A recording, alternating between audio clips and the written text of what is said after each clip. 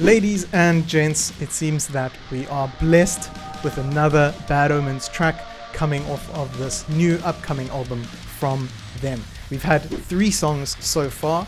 My personal favorite song of probably this whole year so far, Specter. We've had Dying to Love and Imposed, a drum and bass track that kind of came out of nowhere. But we know that they can really alternate their sound and still absolutely crush it, which is something that not many bands can say. But today we're going to be taking a look at Left for Good, released just a few hours ago. I am super hyped to see what we get. I'm waiting on Artificial Suicide's styling of that like really heavy jam from Bad Omens that we know that they can give us. Maybe this is the track. The thumbnail for the song looks pretty ominous, pretty mysterious, and it will maybe give us a little bit more lore in terms of this kind of world that they're building around this new album. We don't know if the album is going to be split into 2 parts or if it's just going to be one massive album like Noah maybe has mentioned. If you want to know more about the album, go and watch my video after this on the interview that Noah did discussing his whole writing process, the upcoming album, all of the leaks that you could find from it. It's an absolute gem of a video. So go and watch that after we react to this. If this is your first time reacting and listening to the song alongside me, I appreciate you very much. And if you've already listened, let's jam together. I'm super hyped for this. Subscribe if you want more awesome metal news. Let's hop on over and take a listen. Okay, so released on Sumerian Records YouTube channel 3 hours ago, already just over 70,000 views. This is Bad Omens, Left for Good. Let's take a listen.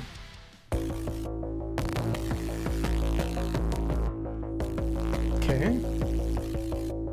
Nice electronic intro they've got going there.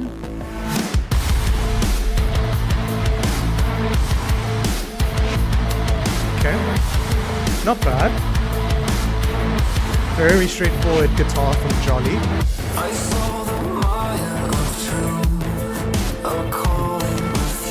into that very typical Noah's whispery vocals in the verse there.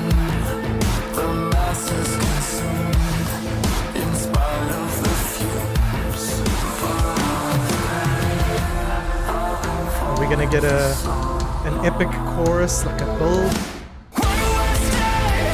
Oh.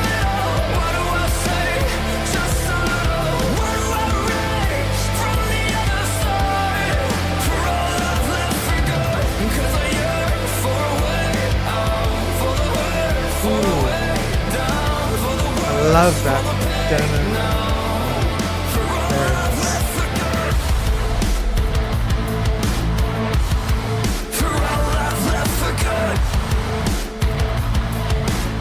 Okay, very straightforward guitar. Okay, into the same verse again. It seems that Noah is a bit shy on the screaming side of this album or these songs. Maybe he's saving it for the release. Maybe we'll get a bit further into the song. We're only 2 minutes in.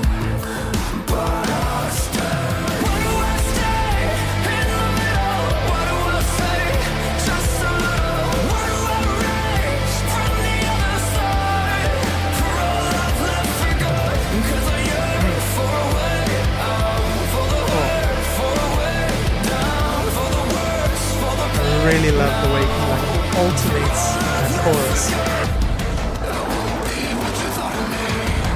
Hey, here we go. Are we getting it?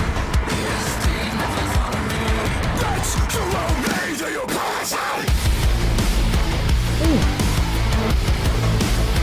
That layered guttural.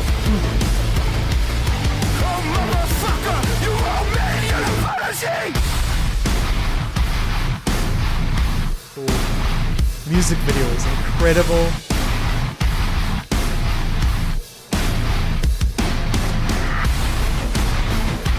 It's a slam breakdown there.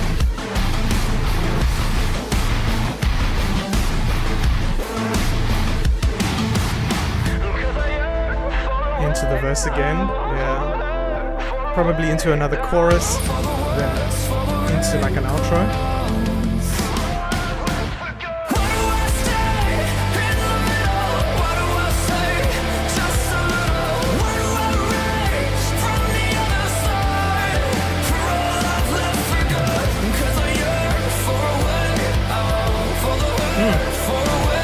gives me goosebumps, man. I love that alternation in his voice. Oh, yes.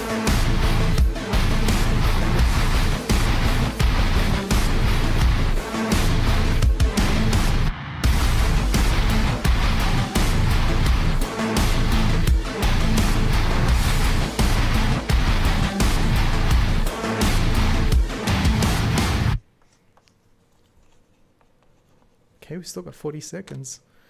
Bit more lore here. So this character we've been watching is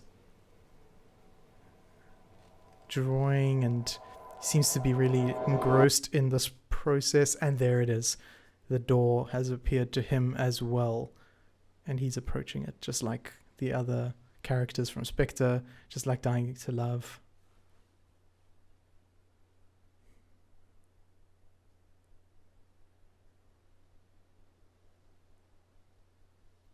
And we just end on that quiet field. Oh man, yeah, it's a very straightforward track. It's very reminiscent of Dying to Love, not gonna lie.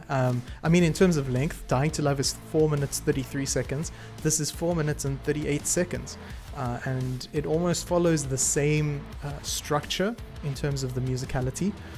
And I think this has a little bit more, not actually a bit more heaviness, kind of the same level of heaviness, if you could put it that way.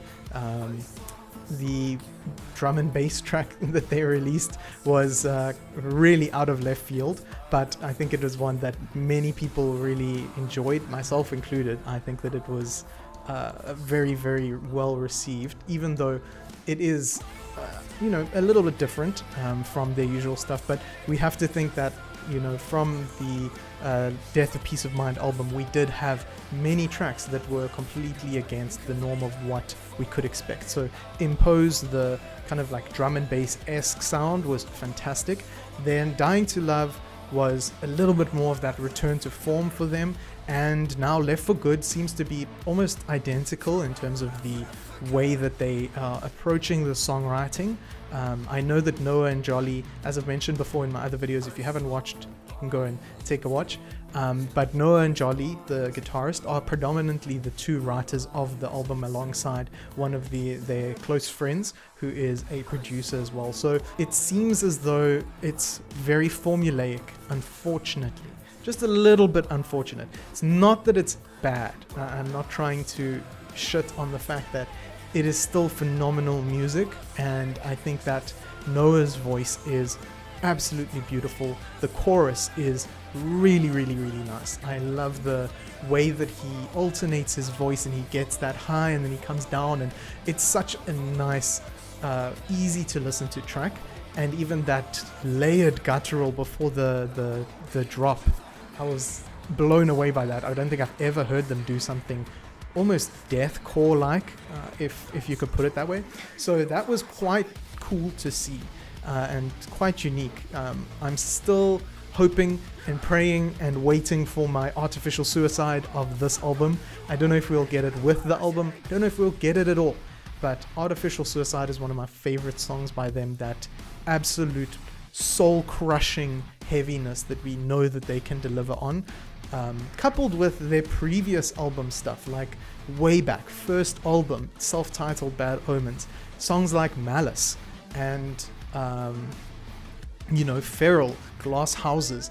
Although it was very influenced by the time, and metal has changed over the years now as we've progressed, and as we have these new ways of being discovered, new ways that you have to put out music in order to succeed as artists. But I think that Bad Omens are now almost a household name. They are that recognizable. So I think that at this point they can kind of do whatever they want, and it seems like they are just going with what they really want to put out there and what they really want to enjoy.